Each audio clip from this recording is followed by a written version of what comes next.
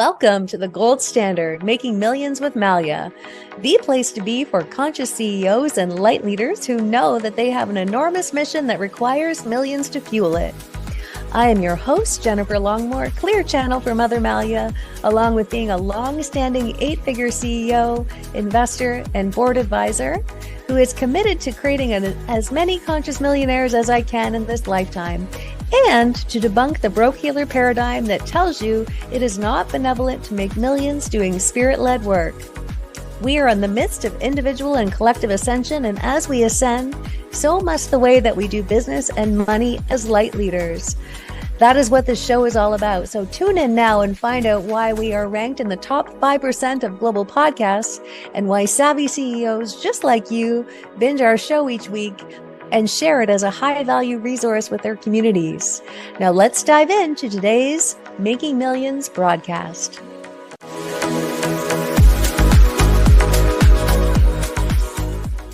Hello and welcome back to the gold standard with Making Millions with Mother Malia. I am your host, of course, Mother Malia. And thank you for your patience. Now that I'm in this altered state, I shall say, I am not, I communicate a lot telepathically, and sometimes the words do not come out of the mouth the way I will like. So I appreciate you, and I know you feel the energy behind what I am sharing. So today we are going to talk more about how the way that we are raised impacts our business, particularly when it creates a trauma response in the body. And we are going to today talk about how to turn being raised by an alcoholic into gold. There are many different ways that people will have, they will, alcoholics, for example, will abdicate responsibility and deflect, etc. And then we have alcoholic personality disorder, or addictive personality disorder, I shall say, addictive personality disorder. And so that can be where people, will really, well, it is, of course, a form of narcissism, it will seem like, because they're willing to put the addiction ahead of everyone else, you see, and are willing to kind of do what they need to fill the need, of course, depending on the severity, I shall say, of the addiction or the personality disorder. And so I share this with you because, I have spoken with so many people over the years, tens of thousands of people, and many have been raised by an alcoholic.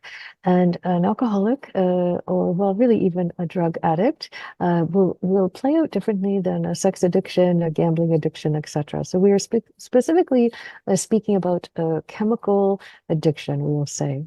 And some might even say food, but no, I am talking about consciousness altering things by way of, drugs and alcohol. But we will call it alcoholic for now. I've spoken with many people over the years. I see exactly how this plays out in their business. When someone comes to me and says, these are the symptoms I'm having in my business, I know right away that they have been raised by someone with an addiction, particularly a chemical addiction, because the golden thread is so clear. So I will also share with you that many years ago, I worked as a forensic investigator. If you are not aware of that, I know that seems like quite a shift, doesn't it? To be a public servant, going out and investigating crimes, and now being a clear channel for Mother Malia. So it has been quite a journey, as you can imagine. But yes, in my past life, so to speak, when I was in my 20s, I did a lot of investigation, and much of what I was investigating was a result of parents that could not keep it together, I will say, playfully. Not that the trauma is playful, but just were human words. They had things going on that they just simply were not able to adult and simply not able to parent the way we kind of expect people to be, right? The conditions that we have present of what we feel is a reasonable parenting, etc. And so what will happen is, and I have seen many stories, by the way, of children getting very harmed because alcoholic parents, sometimes people will get very violent. And so the one thing that is guaranteed is hypervigilance And so we can feel hypervigilant about making money to the point that it frays our nervous system, you know? So the hypervigilance will allow us to make money because we will work hard for it, of course, and we will be very attuned to it. And where is it? And I must have more. But it is not that it's about the money, it is about the hypervigilance. And so that will be with someone that is more, I will say violent. Many will be simply abdicating responsibility. So they will be out, I will call it on a bender, and you might be 5 years old and left to care for your younger siblings for an entire weekend, having no life skills, of course, and having to grow up very quickly and basically being parentified, looking after being a parent to yourself, and of course, not knowing what you were doing and having to figure it out because there's no role model, right? So how are you supposed to effectively parent? And then if you have siblings or others in the home, perhaps even pets, you are having to parent them, and then often parenting your parents, you know? And so you have your childhood robbed from you. So the goal in this is that you have a duty of care and a level of responsibility that can make you a very good CEO and allow you to have very solid leadership energy. And then, of course, the Achilles heel of this is that you had your childhood robbed from you. Life is not fulfilling, and it feels like all that life is filled with burdens and responsibility. And so, fast forward to having a business, you will know how to make it about everyone else. But if anything, you will have to work very hard for money, or you will never quite feel like you are hitting the financial mark, even though you are doing all the right things, because you associate people with responsibility. And so, if you are a service-based business, and you, let's say you have 3 clients right now that you speak with once a week. The thought, on the one hand, you will want to serve more people because you like to serve, but you will also feel tired at the thought of letting more people in because, again, people equal responsibility based on the conditioning you see and based on the trauma. Additionally, you might say, okay, well, I will really like to make more money, but I make money by selling these one-on-one packages. And if I sell more of these, then that means I'm already going to be tired. And so what can happen is there can be a lot of feelings of guilt and shame because you equally want to serve people and you equally resent people for needing you to do all of the heavy lifting for them. And of course, that is not true, but that is so much what you are used to from childhood that you will say, well, if I can't serve without being responsible, then, first of all, you don't know how to serve without being responsible simply because, you have mastered the art of that. But also you will push and pull with client attraction because, and then even feel bad because you will be glad that you made the sale, but now I feel guilty that I, kind of had to view this person as a dollar sign, or I'm already feeling tired at serving them, or I am having mixed feelings about I am excited to have a new client, but also really not excited because you just want to be, don't you? You just want to finally live your childhood. You're not, when you are helping people, you're not just kind of helping them, you're responsible for their whole life and how they feel and, what's happening for them, even outside of calls, etc. Now, of course, intellectually, you know that is not true, but your conditioning says, I'm responsible for this person 24/7.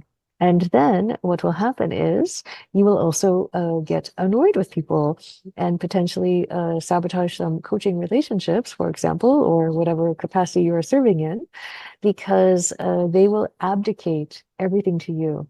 And so, yes, when you are doing readings, for example, when you are coaching, you can just direct people, can't you? You're very good at that. You can say, oh, here's the guidance that is coming through, or here's the strategy. But it doesn't end there, does it? Because then that person will just say, well, I'm not going to think for myself. I'm just going to abdicate. You see, you will attract an alcoholic MO, I will call it, in your business. So if you had a parent that was abdicating responsibility, then you will attract clients that abdicate responsibility. And then you will see how to help them, and you will give them guidance to help them finally have whatever they will like, but they will never listen because they are not taking responsibility. And so you will feel like it is Groundhog Day. You will feel like you are chasing your tail. You, on a very conscious level, will love to work with people that know how to move themselves. and lead themselves. And you might keep saying that. But if the energy that you are holding is saying, come to me, I will take full responsibility for your life, for your business, for etc., then that is who you will attract, regardless of what your content says, regardless of what your offers are, regardless of the mantras you may be sharing with yourself, you see, because not only does this pattern get embedded in your energy field, it gets embedded in the foundation of your business because your business is your healer, you see. And so even if you do work where you're shifting your personal frequency, if you have not cleared any of these templates out of your business, it will keep attracting the same situations. You might even, well, in fact, you will attract team members that can't support you because, of course, you are responsible for people. So you will find that, oh, wait a minute, am I actually working for my team? Am I actually taking on their tasks because they're not rising to the occasion? Am I actually working weekends to find ways to make it easier for me to serve them, or sorry, for them to serve me? It can be very confusing and feel a little bit crazy making as well. And so, on the one hand, you have great desire for people that are autonomous, are sovereign, can lead themselves. And yet, what you will continue to attract, on some level, of course, is people that do not. You will also potentially attract people that will like to be in business partnership with you because they don't want to do the work and they sense from you that you will. So you might also be a magnet for people that are constantly proposing joint ventures with you. Let's co-host a retreat together.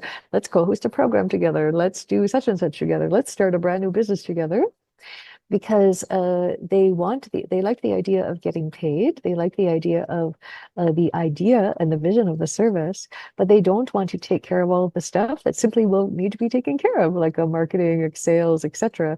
And you will find in those partnerships that you magically are stuck with all the work, feeling resentful and various things, and then perhaps feeling guilt and shame over feeling resentful and all of the things you see.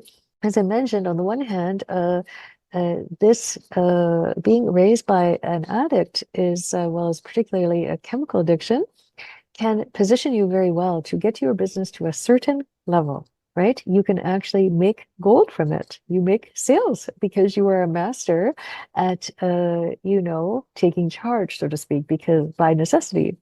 But then at some point it does cap your income because you will get burnt out. And your poor adrenals say, I cannot handle another single client, even though the business needs it, even though I am wanting to, even though fill in the blank. And so then you can create a push and pull. So you might be investing in programs thinking, oh, this is a sales issue. This is a marketing issue. Oh, I just don't understand how to attract clients.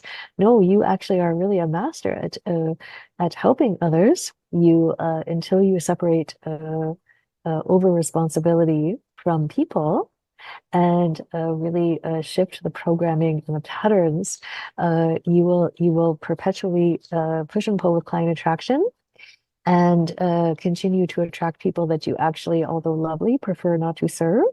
And additionally, feel like you are sabotaging the volume of people that can come into your programs. Because again, if you are 24/7 responsible for people, really, you can probably only handle 3 people in your field, right? And yet, meanwhile, the business is perhaps designed to handle 20 private clients. I'm simply making this up. So if this is resonating for you, the great news is that this all can be alchemized into gold. And if we decide to work together, if you would like to reach out and you're feeling like, yes, I'm doing all the things and I'm still not leaping into that next income level I will like, we do need to make sure that your nervous system can not only receive a high volume of new clients, as an example, or money, but that you can also hold it. And if your nervous system is tapped, you simply won't be able to hold. And then, of course, you will make yourself wrong and you will say, how come I do all this stuff? How come I have to work so hard? You might even feel like you would like to burn your business to the ground, etc. So it can get quite messy, but I promise we can untangle that very quickly. And I see time and time again that when we do, you are able to enjoy your business the way that you are really designed to, and to be making the money that you know is possible for you. So I hope this served. I would love for you to share it with anyone that you feel will benefit from this message. And of course, if you are realizing that you have some traumas from your past that are getting in the way of you really being able to receive and hold more clients, hold more money, etc., then I invite you to reach out and we start the conversation about how I may be able to support you with that. And it will be just slight tweaks that we will make. It will be very supportive, and as a result, you will leap into far greater amounts of wealth and have it be far easier than it is right now. So thank you for being here, everyone. I'm glad to be able to spend this time with you, and I will see you again next time.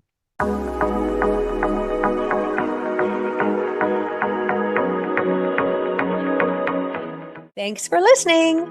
Before you go, if you would like to have a chance to have your name and business featured on the Gold Standard podcast, hop on over to where you listen to this podcast and leave a review. If you're selected, you'll have your name and business featured on our show. And in the meantime, we wish you tons of financial blessings, and we'll see you soon for the next Making Millions transmission from Mother Malia.